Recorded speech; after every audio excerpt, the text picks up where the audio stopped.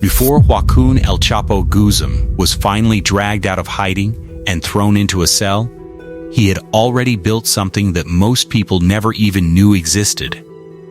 Not just a drug empire, not just a criminal organization, something bigger, something that operated in the shadows for decades, while the rest of the world only saw the headlines. And the reason most people don't understand it, the real reason, is that the media has always focused on the man. The escapes, the trials, the mythology. But nobody talks about what he actually owned. Nobody talks about what he built with the money. Nobody talks about what investigators found when they finally started pulling back the curtain on the hidden world this man constructed around himself while running one of the most powerful criminal organizations in human history. And I assure you, the real story isn't in the courtroom footage. It's not in the prison break headlines. The real story lies in the classified asset inventories, the sealed forfeiture documents, and the property records buried under layers of shell companies that the media never bothered to dig through. Because what those documents describe is something so outrageously expensive, so deliberately excessive, so far beyond what anyone imagined a fugitive criminal could accumulate, that even the federal agents who spent years building the case were caught off guard when they finally saw the full picture. We're talking about properties, vehicles, aircraft, weapons, animals, cash, infrastructure, a lifestyle so extravagant and so deliberately hidden that it existed in a completely separate world from the one the rest of us live in, financed by an income stream so massive that the money itself became one of the organization's biggest problems to manage. And every single item on this list is real, documented, and connected to one man. So stay locked in, cuz what I'm about to walk you through will permanently change how you understand what it actually means to sit at the top of a criminal empire worth more than the GDP of some small nations. But before we get into any of it, we need to first understand exactly who this man was, and how a kid from a dirt floor house in a village with no electricity ever got there. But before we get into the mansions, the jets, and the gold-plated weapons, I need you to first understand who Joaquin Guzman actually was. Not the myth, not the Netflix version, but the actual man, and exactly how he got there. Because nothing about his wealth makes sense without understanding the world that created him. Joaquin Archibaldo Guzman Loera was born on April 4th, 1957, in a place called La Tuna, a tiny mountain settlement in the municipality of Badiraguato, in the state of Sinaloa, Mexico. When I say remote, I mean genuinely off the map. La Tuna sits deep in a region known as the Golden Triangle, where the states of Sinaloa, Chihuahua, and Durango converge in rugged Sierra terrain. No paved roads, no electricity, no running water. His father, Emilio Guzman Bustillos, was a small-time cattle rancher and poppy grower. His mother, Mara Consuelo Loera Prez, raised him in grinding poverty alongside his siblings. By the time Joaquin was a teenager, he was already in the fields, running errands for local traffickers, doing whatever work the Sierra offered to a poor kid with no other options. For generations in Badiraguato, the drug trade wasn't a choice. It was the geography.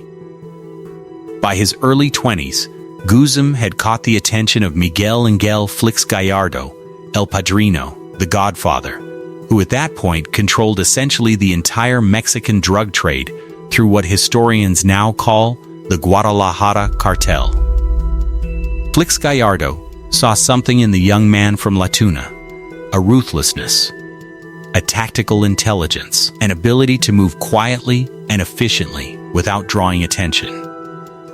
Guzman rose from logistics coordinator to full operational figure, learning every layer of how a drug empire actually functions, the supply chains, the corruption networks, the violence strategies, and above all the financial architecture that kept everything running invisibly. Then, in April 1989, Flix Gallardo was arrested by Mexican federal authorities following the murder of DEA agent Enrique Kiki Camarena, an assassination that triggered the most intense American law enforcement pressure on Mexican drug trafficking organizations up to that point. With El Padrino behind bars, the Guadalajara cartel fractured into regional factions, and out of that chaos emerged the Sinaloa cartel, with Guzim positioning himself as one of its principal leaders alongside Dr. Luis Palma Salazar and later Ismael El Mayo Zambada. Guzim's first major arrest came in 1993, following the assassination of Cardinal Juan Jes Posadas Ocampo at the Guadalajara airport, a killing the Mexican government attributed to cartel crossfire. He was sentenced to 20 years in a Mexican federal prison. Then in January 2001, he walked out, reportedly hidden in a laundry cart by a guard who had been paid for the service, or according to some accounts, simply walked out through the front gate with corrupted officials providing cover. The escape made him internationally infamous and began a period of operational expansion that would transform the Sinaloa cartel into the dominant drug trafficking organization on Earth. Now listen closely, 'cause what happened between 2001 and his second capture in 2014 is what brings everything together. Through the 2000s, Guzim didn't just rebuild a drug trafficking operation from the outside. He built an international corporation of unprecedented scale. The Sinaloa cartel developed distribution networks across the United States, Europe, Asia, and Australia. Cocaine sourced from Colombian and Peruvian suppliers.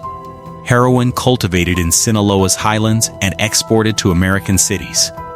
Methamphetamine produced in industrial-scale labs hidden in the Mexican countryside, and eventually fentanyl, as the American opioid market shifted catastrophically towards synthetic opioids. By the mid-2000s, the DEA estimated the Sinaloa cartel controlled between 40 and 60% of all drug imports into the United States. A market share that would be the envy of any Fortune 500 company. The organization had evolved beyond a cartel into something closer to a multinational enterprise, with accountants, lawyers, logistics professionals, intelligence operatives, a security apparatus that rivaled small national militaries, and a corrupted government relations infrastructure that functioned as an unofficial lobbying operation for criminal interests. And all of it, every border crossed, every official bribed, every shipment delivered, fed an income stream so massive that managing the money became one of the cartel's most complex operational challenges. Now here's where it gets interesting, 'cause the wealth question is more complicated than most people realize. When Forbes magazine listed Guzim among the world's billionaires in 2009, estimating his net worth at roughly $1 billion, it triggered an international controversy that exposed just how little anyone actually understood about cartel finances. Some financial intelligence analysts working with the DEA and the Treasury Department believed the number was dramatically too low, that a $1 billion figure for a man controlling nearly half of all drug imports into the United States was effectively an insult. Others thought Forbes was overreaching based on incomplete evidence. The Mexican government officially protested the listing. The truth is, nobody actually knew, and that was entirely by design. Estimating the real wealth of a man like El Chapo is essentially impossible, and here's why. The Sinaloa cartel didn't operate like a publicly traded company with quarterly reports and audited financial statements. Revenue was generated in cash, physical currency crossing borders inside semi-trucks, private aircraft, industrial equipment shipments, and commercial clothing containers. The U.S. Department of Justice estimated the cartel generated between $19 and $29 billion annually at peak operation. But how much of that Guzim personally controlled versus what was distributed among regional bosses, operational expenses, and infrastructure investment was never clearly established. What investigators pieced together over years of financial intelligence work was that El Chapo maintained control through a labyrinth of shell companies, front businesses, agricultural operations, real estate holdings, hotel investments, restaurant chains, import-export companies, and financial intermediaries scattered across Mexico, the United States, and Central America. A financial architecture so deliberately complex that teams of forensic accountants working for federal agencies across 3 countries spent years trying to map it and never produced a complete picture. Cash entered the system on one end and emerged on the other as legitimate business income, and buried somewhere inside all of that financial architecture was a personal fortune spent on one of the most extravagant hidden lifestyles in the recorded history of organized crime. So let's get into it, starting with the Acapulco Beach Mansion. 'Cause this property was the clearest physical statement of who El Chapo believed himself to be. And I mean that precisely. The choice of Acapulco over, say, a fortified compound in the Sinaloa Mountains tells you everything about the dual identity Guzman maintained throughout his career. Publicly invisible, privately extravagant, always calculating. Acapulco sits on Mexico's Pacific coast in Guerrero State, once the most glamorous resort city in Latin America, a playground for Hollywood stars and international jet-setters through the mid-20th century. The kind of place where extraordinary wealth looked natural and attracted no unusual attention. The mansion connected to Guzman there was estimated by investigators at roughly $10 million. An oceanfront compound positioned directly on the Pacific coast with sweeping views of the bay. Multiple floors of living space. A private swimming pool positioned almost at the cliff's edge, overlooking the ocean. A boat launch with direct maritime access. An entertainment complex designed for extended stays and private gatherings.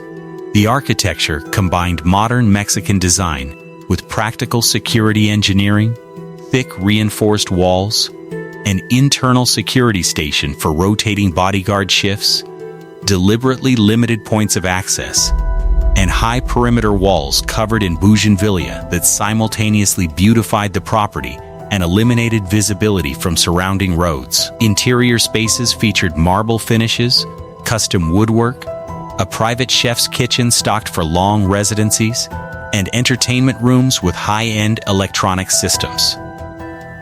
But here's the part that might actually interest you. The oceanfront position wasn't chosen for the view. It was chosen for maritime escape. If road access was ever compromised, departure by boat was always available. Acapulco gave Guzman something the mountains of Sinaloa could not, an environment where extreme wealth was unremarkable, where his presence blended naturally into a city built around people who spent that kind of money. And that ocean access connected directly to something even more expensive anchored just offshore. The Chapo, a luxury yacht reportedly maintained by Guzman near his Acapulco property, represented a different category of asset entirely. Investigators and journalists who tracked Guzman's movements described a large private vessel capable of extended ocean voyages, equipped with multiple staterooms, a dining salon, full entertainment systems, and crew quarters for permanent staffing. You see, a yacht in that configuration isn't just transportation, it's a mobile meeting room that floats in international waters. For a man under constant surveillance by the DEA, Mexican federal police, and multiple intelligence agencies, a vessel moving along the coastline offered a gathering environment that was extraordinarily difficult to monitor. No listening devices, no ground surveillance teams, no local informants in adjacent buildings. High-level cartel discussions about operations, distribution agreements, territorial negotiations, and financial arrangements could take place in an environment where the only ears present belonged to crew members who had been selected for exactly the kind of absolute discretion their employment demanded. A vessel of this category, a large private motor yacht capable of extended offshore operation with full luxury accommodation, professional crew, and satellite communications, typically ranges from $5 to $20 million depending on age, manufacturer, and custom specification.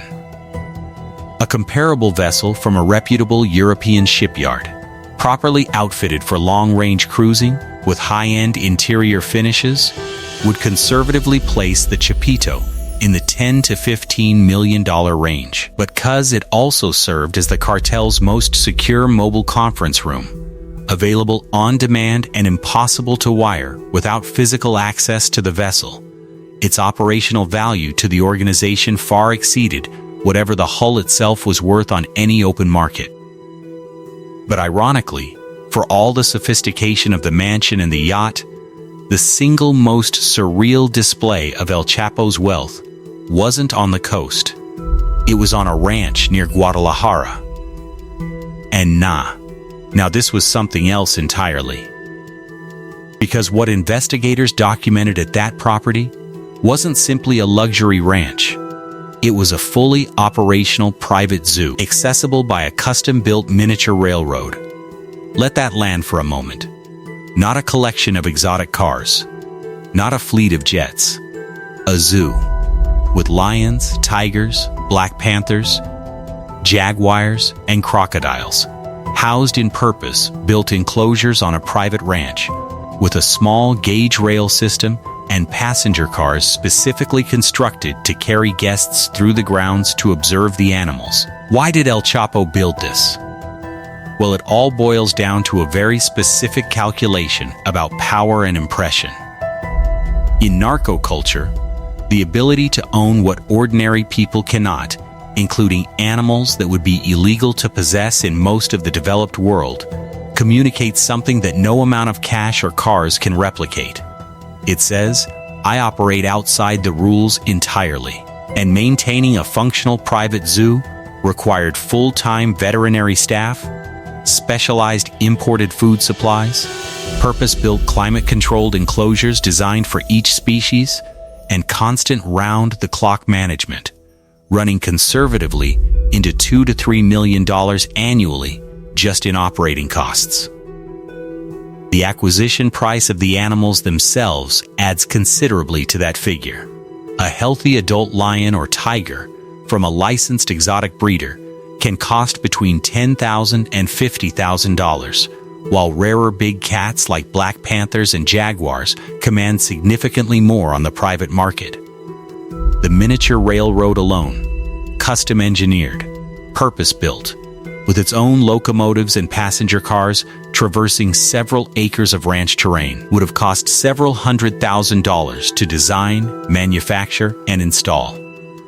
The ranch complex surrounding the zoo reportedly included luxury guest accommodations, a main residence with full 5-star amenities, a large formal dining facility, and guard stations positioned throughout the grounds across hundreds of acres. This was a designed attraction, built to impress specific people in a very specific way. The zoo ranch was exceptional, but it was not unique in kind, only in scale. Because El Chapo's network of ranches across Mexico represented one of the most extensive private landholding portfolios ever assembled through criminal enterprise.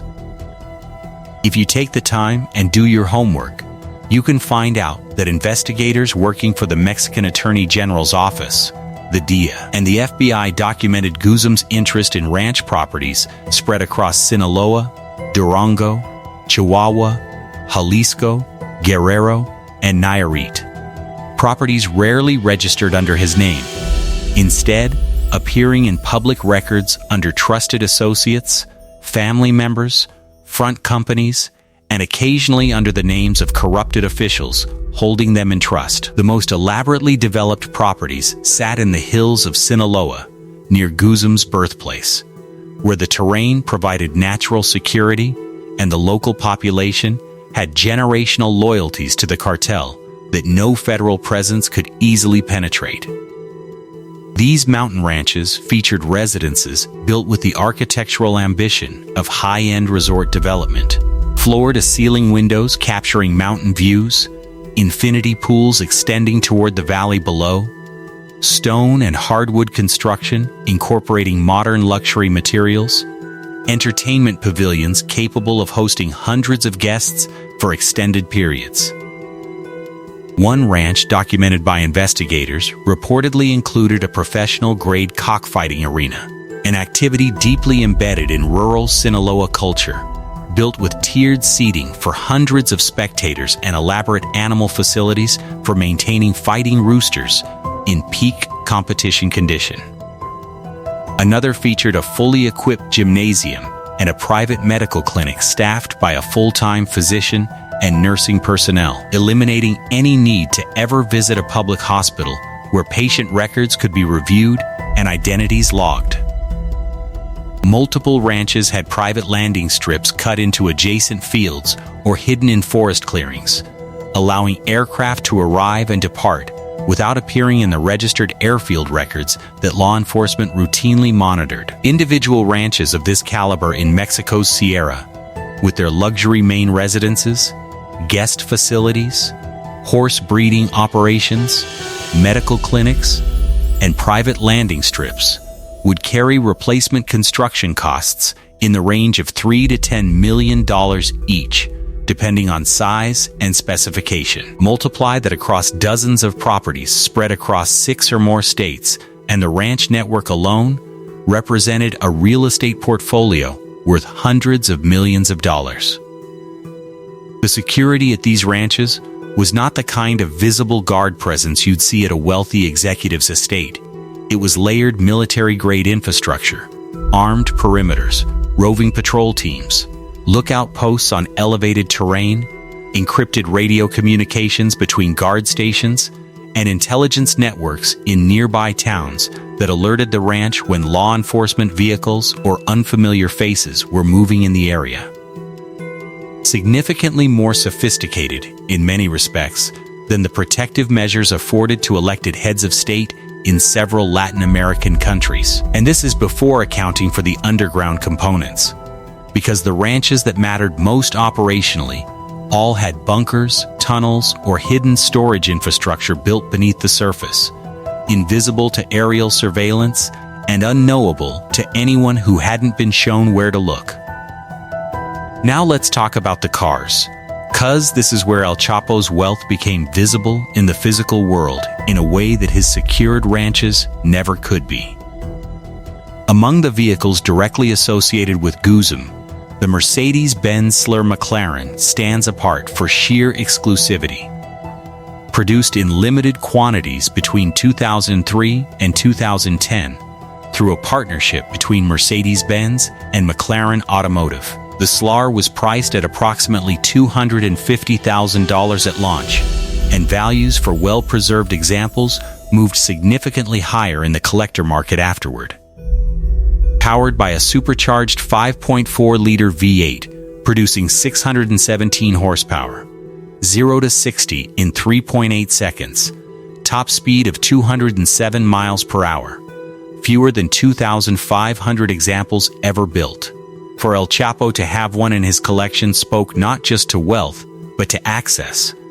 The ability to acquire internationally rare vehicles and import them through channels that bypassed standard customs processes entirely.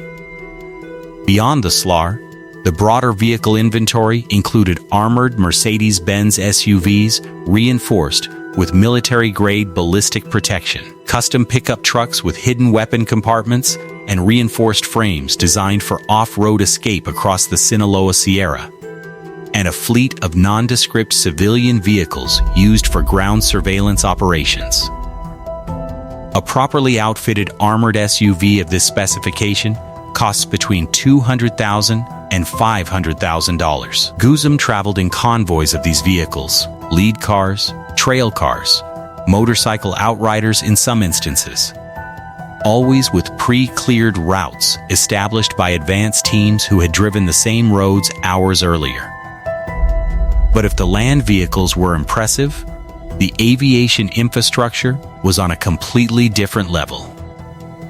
Investigators discovered that the cartel operated multiple Learjets, among the most iconic business aircraft in aviation history, capable of transcontinental flight with executive interiors, priced between $1 and $3 million each in the used market for older models, and significantly higher for newer variants. The 4 cash-dedicated Learjets alone represented a fleet investment of somewhere between $4 and $12 million at market rates, not counting maintenance contracts, pilot salaries at $50,000 to $100,000 per year each, hangar costs, fuel, and the constant expense of keeping the aircraft in airworthy condition while simultaneously keeping them invisible to aviation authorities. But El Chapo's fleet wasn't primarily used for personal travel, and this is where the operational genius of his aviation network becomes clear. According to Mexican law enforcement officials and U.S. federal court documents, investigators believe the cartel dedicated approximately 4 Learjets to a single specific mission, transporting physical cash back into Mexico. 4 aircraft, 1 job: moving money. Individual flights on these aircraft reportedly carried as much as $10 million per run in bundled U.S. currency. Why did the cartel need aircraft just for cash? Well, it all boils down to the sheer volume problem. The cartel collected drug payments across hundreds of American cities simultaneously, in cash, distributed through an enormous network of street-level distributors, mid-level wholesalers, and regional managers. That money needed to return to Mexico to fund operations, pay personnel, bribe officials, and invest in infrastructure. Ground transport across the border was high risk and volume limited. Private aviation solved both problems: high capacity, discreet, routing through unofficial clandestine airstrips that weren't subject to standard inspection regimes. The broader aviation network expanded well beyond the Learjets. The cartel operated twin-engine cargo aircraft, Cessna Caravans, DC-3s, and similar workhorses capable of carrying several tons of product per flight, each valued between $500,000 and $2 million. Bell and Robinson helicopters, used for rapid movement across the mountainous Sinaloa terrain where road travel was slow and predictable and dangerously easy to ambush, ran between $250,000 and $1 million each depending on model and age. Smaller Cessna and Piper propeller aircraft, used for short regional hops and scouting missions, added dozens more individual assets to the fleet inventory. Conservative estimates of the cartel's total aviation asset value, aircraft only, not infrastructure, placed the figure in the range of $20 to $50 million. And that figure likely understated the true inventory given how many aircraft were never formally identified. Some of these strips were primitive dirt clearings usable only during dry season. Others were more sophisticated, paved surfaces with basic lighting systems for night operations, underground fuel storage, maintenance equipment, and covered hangars where aircraft could be concealed from DIA surveillance overflights. Investigators estimated the cartel had access to dozens of these strips simultaneously, rotating their use regularly to prevent any single location from being flagged through pattern analysis by American aerial reconnaissance. To put into context just how unprecedented this aviation infrastructure was, the Sinaloa cartel operated a private air transport system larger and more operationally complex than the national airlines of several small sovereign nations, running entirely off official records, maintained by mechanics who asked no questions, and protected by airfield communities whose residents understood that their continued well-being was directly tied to their silence. Now here's something no one actually talks about when they cover this story: the weapons. Because while most coverage focuses on El Chapo's tunnels and escapes, the specific firearms associated with him weren't functional tools. They were declarations. Status objects. Art made in metal and precious stones and presented as evidence of a power so absolute it no longer needed to be practical. The most documented piece was a .45 caliber 1911 pattern pistol, decorated with diamonds set directly into the grip panels and the slide, engraved with the initials JG. And additional decorative motifs across the frame, with gold fittings throughout. Total estimated value in the several $100,000 range, depending on the diamond quality and the specific gunsmith's work. This wasn't a weapon designed for a firefight. The diamonds embedded in the grip panels would make it genuinely uncomfortable to fire under stress conditions. The faceted edges would cut into a shooter's palm during rapid fire. It was designed to be held, to be passed across a table to a visitor, to communicate in that single moment of handling that the man offering it operated at a level so far beyond ordinary physical threat that even his defensive weapon had become a luxury object. In narco culture, the message encoded in that pistol is precise: I am beyond danger. And then there was the gold-plated AK-47, the Kalashnikov, designed in the Soviet Union in 1947 by Mikhail Kalashnikov. Mechanically simple, reliable under any conditions, produced in numbers exceeding 100 million units globally. In standard military configuration, it costs a few $100s and can be found in conflict zones on every inhabited continent. But in cartel culture, it became something else entirely. A canvas. The gold-plated version, associated with El Chapo, featured genuine gold coating applied to the receiver, barrel assembly, and wooden furniture, with decorative engravings worked into the stock and receiver panels, produced by Mexican master craftsmen who had built reputations specializing in elaborately customized narco firearms, with total values ranging from $50,000 to several $100,000 depending on the materials and the craftsman's standing. Some of these weapons also featured inlaid imagery, worked in enamel and precious metal, eagles, serpents, portraits, religious iconography that blended Catholic devotion with criminal identity. Across properties raided by Mexican federal police and DEA-supported operations over the years, investigators seized arsenals that included Barrett .50 caliber anti-material rifles capable of penetrating the armor on light military vehicles, M16 rifles identical to those issued to American infantry, rocket-propelled grenade launchers, anti-tank missiles, and communications jamming equipment that had no conceivable civilian application and was normally associated exclusively with military special forces units. The cartel didn't just have weapons, they had an armory that rivaled the equipment inventory of some national armies. But 'cause we're talking about assets, let's not skip the cash. 'Cause the cash raids told a story that no mansion or airplane could match. To put into context just how staggering the cash volume problem actually was, $1 million in $100 bills weighs approximately 10 kilograms and occupies roughly 1 cubic foot. $1 billion in the same denomination weighs 10 metric tons and fills a room. The Sinaloa cartel was generating between $20 and $30 billion annually.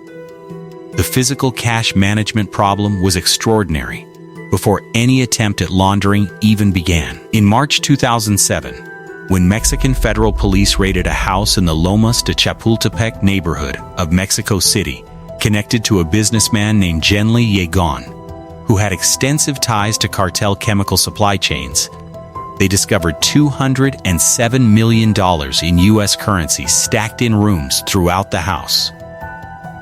One house. $207 million. It remains one of the largest single cash seizures in law enforcement history anywhere in the world. Raids on Sinaloa connected properties throughout the 2000s and 2010s regularly uncovered currency vacuum sealed in plastic bags stacked floor to ceiling in closets, bundled in rubber bands, packed into industrial cardboard boxes stored in warehouses, wrapped in plastic sheeting, placed inside walls during construction, buried in waterproof drums beneath properties, and stored inside vehicles whose interiors had been completely rebuilt as cash vaults. In a 2005 raid on a Sinaloa-connected safe house in Monterrey, authorities found $9 million stored inside the walls of a completely unremarkable middle-class residential property. The neighbors had no idea. The whole point was that they wouldn't. The money laundering network that processed this cash was itself a multi-billion-dollar infrastructure.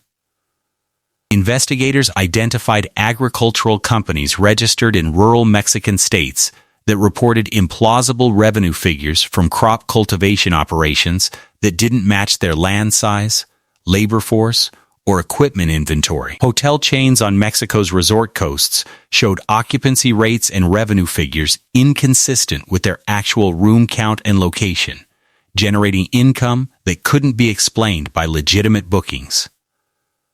Restaurant chains with dozens of locations in mid-sized Mexican cities reported profit margins that exceeded industry averages by multiples no legitimate restaurant operator could achieve.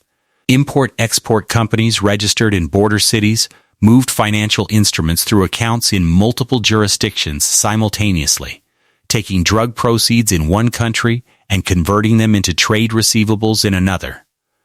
Real estate development firms acquired land, constructed residential and commercial properties, and sold them through cash transactions at above-market prices to buyers who were themselves part of the cartel financial network, with the inflated proceeds entering the formal economy as legitimate real estate income. In some cases, the money moved through the United States entirely, through legitimate American businesses that unknowingly accepted investment from Mexican holding companies whose ultimate beneficial owner, buried under 4 or 5 layers of corporate structure, was the Sinaloa cartel.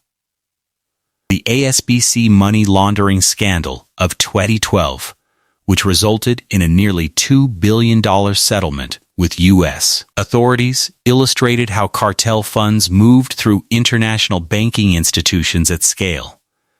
This wasn't back-alley money changing. This was institutional-grade financial engineering, operating at a scale that required armies of accountants, corporate lawyers, financial advisors, real estate professionals, and banking insiders working simultaneously across multiple countries and regulatory jurisdictions. Within Mexico's urban centers, the property network told a different story.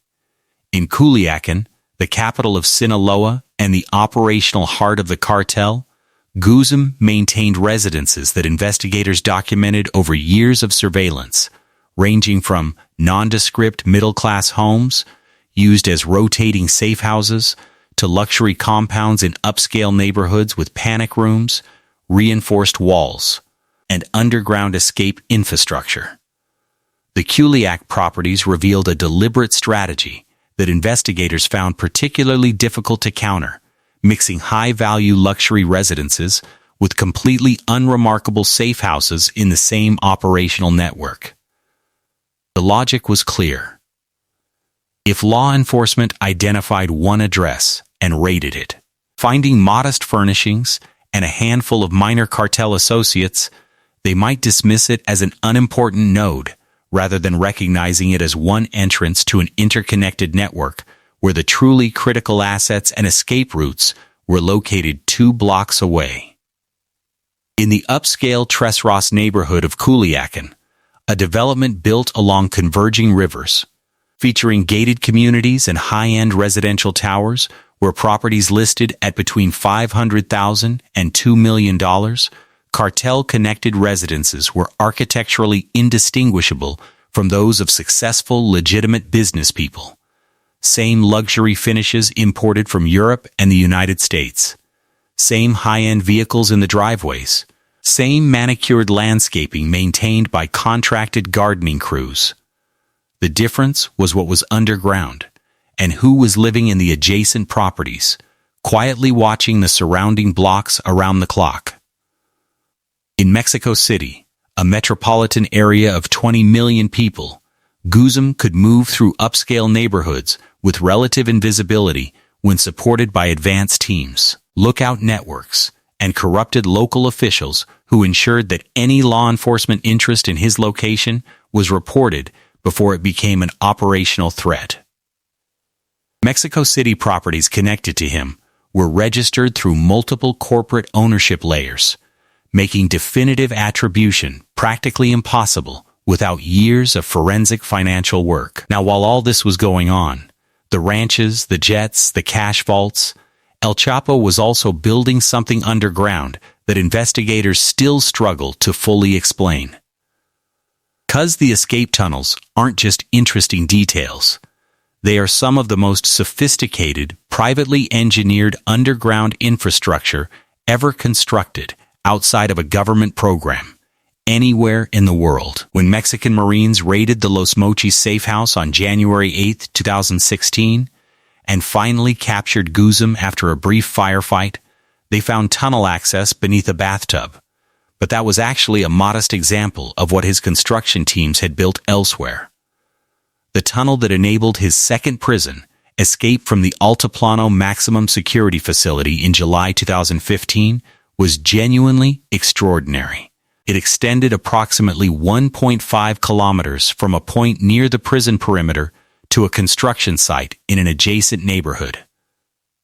Approximately 7 meters tall, walkable upright, equipped with a dedicated electrical lighting system, a ventilation network preventing carbon dioxide buildup across the full length, a rail system with a modified motorcycle mounted to a cart that could transport a person from one end to the other in minutes, and a hydraulic lifting mechanism built precisely beneath the shower floor of his prison cell. The engineering precision required to bring that vertical shaft to within centimeters of a specific drain, digging upward from 1.5 kilometers away through unknown soil conditions without GPS reference, represented a standard of underground surveying and construction that professional tunnel firms operating under ideal conditions would have found challenging. That the cartel achieved it clandestinely, using workers who operated in complete secrecy, remains one of the more extraordinary construction achievements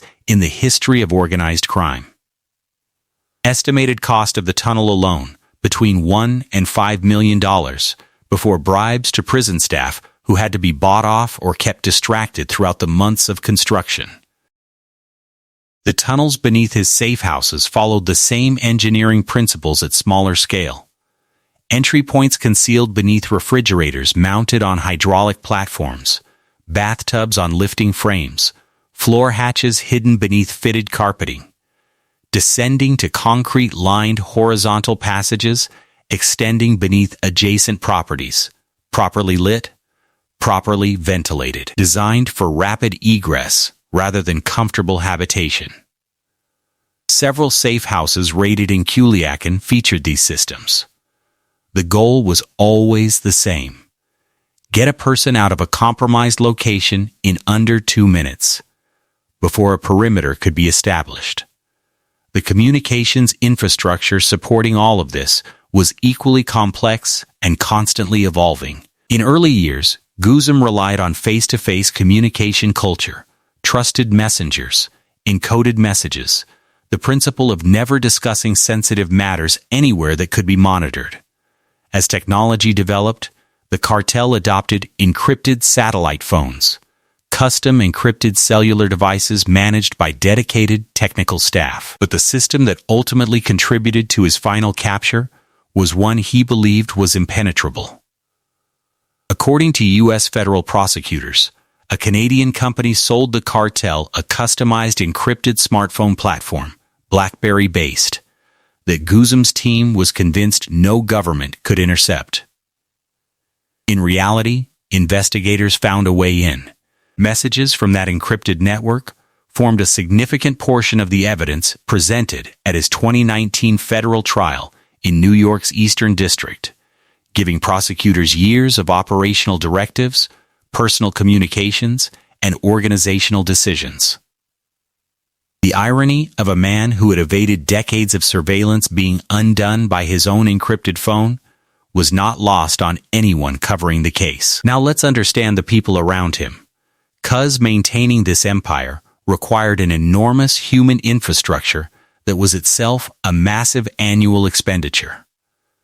El Chapo's personal security detail at peak periods reportedly consisted of between 50 and 300 armed bodyguards, depending on location and assessed threat level.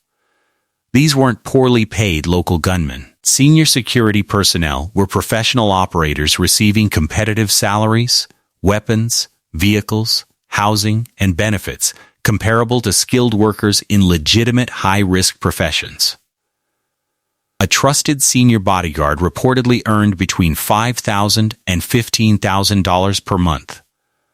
100 bodyguards at that rate run $6 to $18 million annually in payroll alone. And that figure doesn't include weapons, vehicles, ammunition resupply, communications equipment, or the additional cost of housing security teams and properties adjacent to wherever Guzum was staying at any given time. Beyond security, the support infrastructure included pilots and aircraft mechanics for the aviation fleet, tunnel construction engineers retained for ongoing infrastructure development, communications technicians managing the encrypted phone systems, medical personnel who could treat gunshot wounds and other injuries without involving hospitals where patient records were logged, and federal agents might come asking questions. Accountants managing dozens of corporate entities simultaneously across multiple jurisdictions, and lawyers retained in Mexico, the United States, and Central American countries to handle the inevitable legal complications that arose at every level of cartel operations. The corruption network itself ran from municipal police officers paid a few $100s monthly to look the other way at local distribution operations, through state-level officials receiving tens of thousands, all the way up to federal agents and military officers allegedly receiving millions. U.S. Federal prosecutors presented evidence at Guzum's 2019 trial in New York's Eastern District, suggesting the cartel paid approximately $100 million in total bribes to government officials across a single decade. $100 million. Paid directly to the employees of the Mexican government. Not as an exceptional expense, as a standard, budgeted, recurring operating cost of doing business. And feeding all of that was a human intelligence network that most reporting on El Chapo barely mentions, and that may have been the single most valuable asset in his entire portfolio. In every city where Guzum operated or traveled, the cartel maintained networks of locally recruited lookouts, taxi drivers who tracked the movements of strangers from airports, street vendors positioned outside known government buildings, hotel employees who logged suspicious check-ins, government administrative workers who could identify when federal arrest warrants were being processed or when military deployment orders were being cut. The information moved upward through chains of trusted intermediaries in real time, giving Guzum's protection team advance warning of law enforcement operations that sometimes arrived hours or even days before raids were actually launched. This is why he evaded capture for so long after becoming a DIA priority target, not because the mansions had better locks or the ranches had taller walls, but because he almost always knew someone was coming before they arrived. Maintaining a human intelligence network of this scale across multiple Mexican states required constant financial investment, payments to informants at every level, payments to handlers who managed collections of informants, payments to senior intelligence coordinators who synthesized raw information into actionable warnings for the security team. Investigators estimated the monthly cost of sustaining this system ran into the tens of millions of dollars annually, making it, per dollar of protection delivered, arguably the best investment the cartel ever made.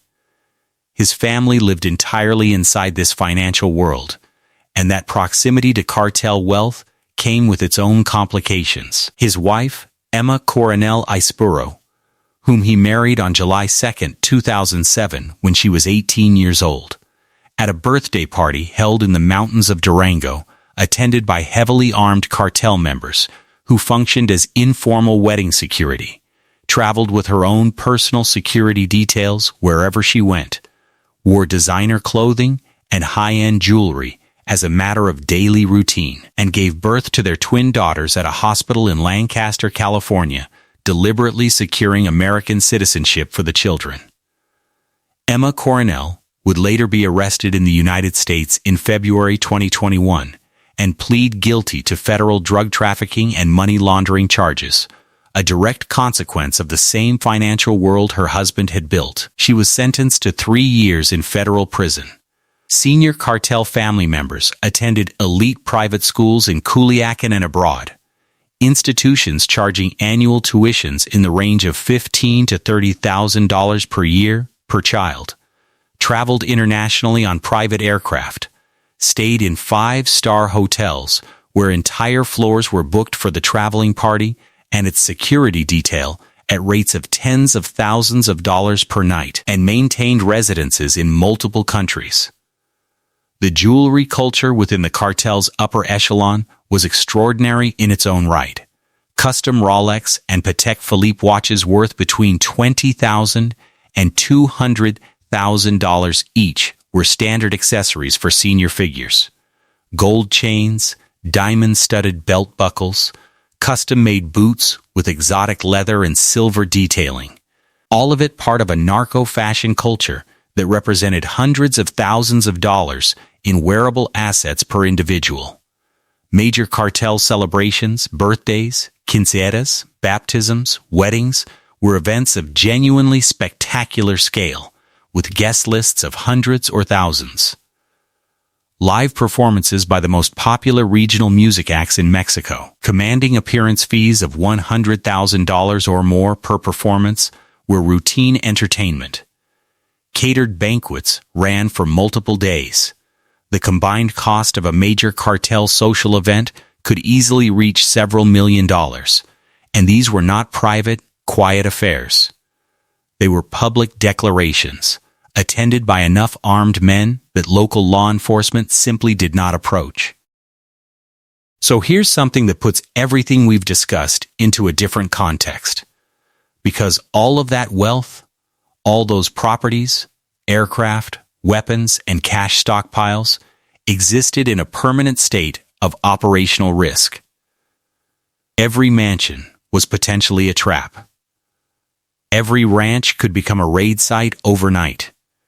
Every communication system could be compromised.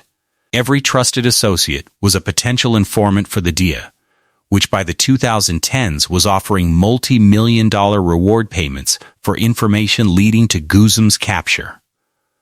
The full cost of El Chapo's lifestyle cannot be separated from the cost of maintaining the security conditions under which that lifestyle was survivable at all. And that cost, the combined expenditure on security personnel, government bribery, intelligence operations, communications infrastructure, tunnel construction and maintenance, aviation logistics, legal retainers, and the constant financial support required to keep an extended network of associates loyal, was itself a multi-billion-dollar annual expenditure consuming an enormous portion of cartel revenue before a single dollar reached Guzman's personal accounts. Significantly more, in fact, than most people realize.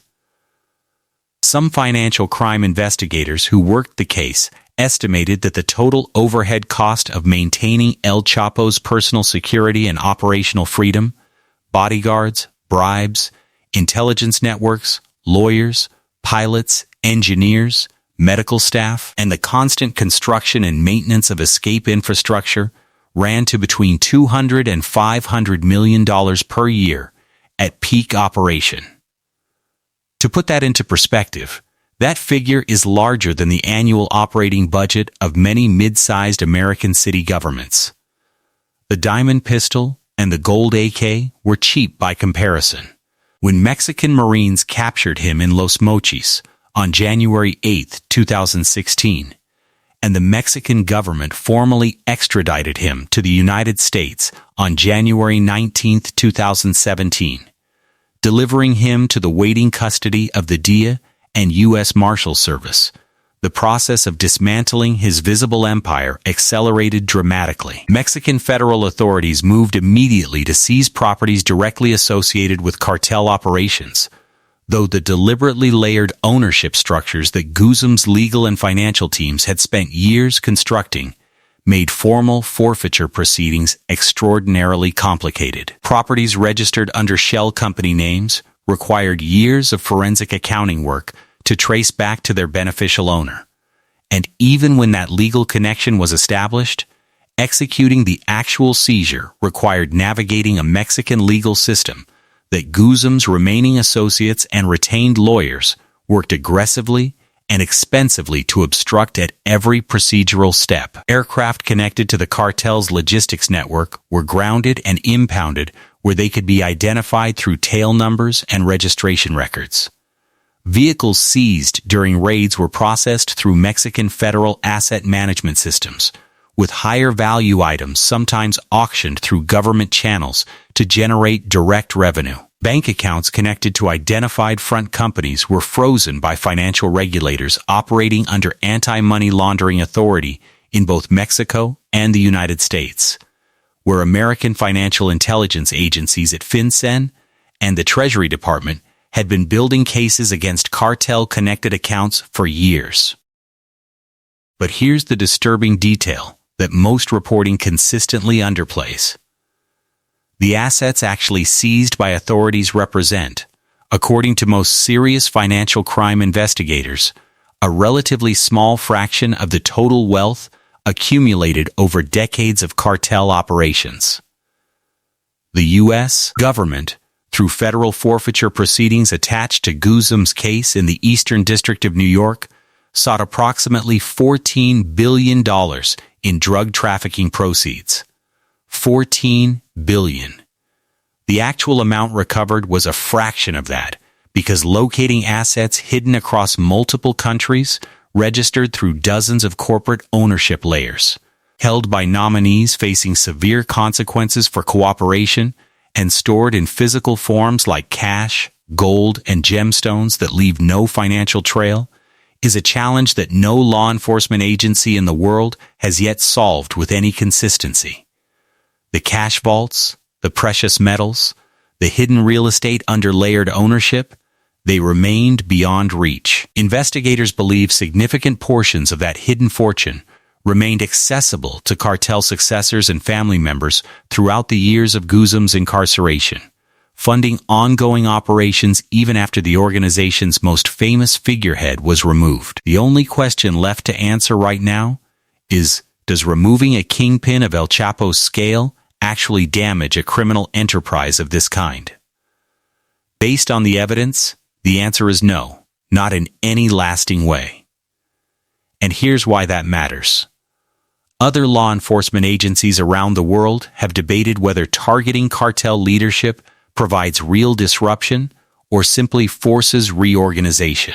Pablo Escobar's death in December 1993 did not destroy the Colombian cocaine trade. The Cali cartel simply filled the vacuum. The Cali cartel's dismantlement in 1995 did not stop Colombian cocaine from reaching American streets. And El Chapo's imprisonment and subsequent death on March 5, 2023, did not stop fentanyl from flowing across the American border at record volumes. The conditions that enabled Guzman's specific empire, decades of cultivated corruption, a home territory with near total local loyalty, established international distribution architecture built over 30 years, cannot simply be exported to another organization or replicated by seizing one man. But they also cannot be dismantled by seizing one man. In July 2023, Ismael El Mayo Zambada, El Chapo's co-founder and the organization's operational backbone throughout Guzman's imprisonment, was himself arrested in the United States, reportedly lured onto a plane by Joaquin Guzmán, one of El Chapo's own sons, in an internal betrayal of stunning proportions.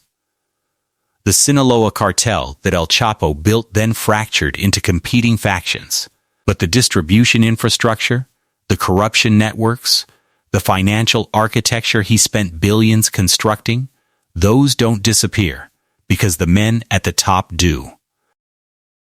And here's something no one actually talks about when the cameras move on from a story like this.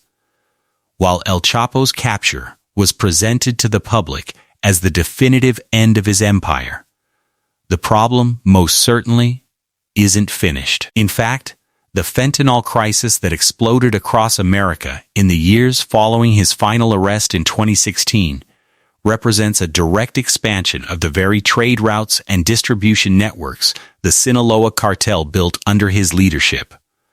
The distribution infrastructure he financed, the airstrips, the tunnel engineers, the corrupted border officials, the financial intermediaries laundering cartel revenue, all of it continued operating after he was gone.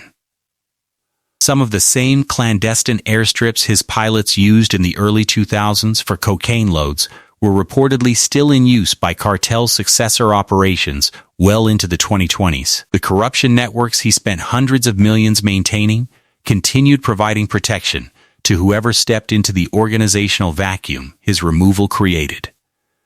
If other criminal organizations around the world try to copy what El Chapo built, they're more likely to replicate only the violence and the exposure, without the 30 years of cultivated local loyalty, geographic advantage, and institutional corruption that made his specific empire function. The conditions that enabled the Sinaloa cartel's dominance under Guzum, the Golden Triangle terrain, the generational community relationships, the deep roots in both Mexican federal institutions and American distribution markets aren't conditions that can simply be imported somewhere else. They grew over decades and cannot be manufactured. So what do we actually make of all of it? The $10 million Acapulco mansion, the yacht anchored off the coast, the private zoo with its miniature railroad, the 4 Learjets flying cash across the border, the diamond pistol, the gold AK, the armored Mercedes convoys, the ranch network across a dozen states, the tunnel beneath a maximum security prison, the $100 million in government bribes. What does all of it actually mean? It means this, that Joaquin Guzum Loera, the boy from La Tuna, who grew up in a dirt floor house with no electricity in the mountains of Sinaloa, who once escaped a maximum security prison in a laundry cart, and later through a tunnel equipped with a motorcycle railway he paid millions to build, died on March 5, 2023, as an inmate at the ADX Florence Federal Supermax in Florence, Colorado, the facility sometimes called the Alcatraz of the Rockies. Inmates at ADX Florence spend 23 hours a day in solitary confinement in a concrete cell measuring 7 feet by 12 feet. No congregate meals. No general population. No recreational activities with other inmates. The windows are positioned and sized specifically to allow natural light without allowing any meaningful view of the outside world, eliminating the psychological comfort of even seeing the sky. Communication with the outside is restricted and monitored at every level. The facility houses individuals whose wealth, influence, connections, or notoriety make conventional maximum security institutions inadequate. People for whom physical security measures alone are insufficient, and for whom isolation from any organizational network is considered essential. It is, in a very specific sense, the perfect ending for El Chapo's story. The man who built an empire on the premise that no wall could hold him was placed permanently inside the one facility on Earth specifically engineered to defeat exactly that premise. And here's something no one actually talks about in the full picture of his wealth. While the mansions and the jets and the diamond pistol represented something real and staggering, The most expensive thing El Chapo ever owned wasn't any physical asset. It was the illusion that he was permanently untouchable. That illusion cost him everything he built, every associate he trusted, every year of his remaining life, and ultimately his life itself. The mansions belonged to someone else by the time he died. The jets were impounded or repurposed. The ranches were in dispute. The cash was moving through other hands. The gold pistol sat in a government evidence locker. The diamond-encrusted .45 that once communicated absolute power to everyone who held it was tagged, bagged, and stored in a federal facility in New York. The private zoo had been dismantled. The miniature railroad had stopped running years before. Every single asset on this list, every object he acquired to declare his power to the world, was either gone or behind locked government doors, while he was locked behind doors of another kind. El Chapo's gone for good, but we don't think the story of what he built is done being written. Because the infrastructure, the corruption networks, the distribution routes, and the financial architecture he financed with those stupidly expensive assets are still operating right now, under new management, in new configurations, with new names attached to the same machine he spent a lifetime constructing. The diamond-encrusted .45 pistol is sitting in a government evidence locker in New York. The miniature railroad through the private zoo stopped running years before that. The private zoo with the lions and tigers was dismantled and its animals dispersed. But the machine he built to generate all of it, the one paid for by all those Learjets and mansions and cash-stuffed walls, that machine is still running. And that might be the most expensive thing El Chapo ever bought.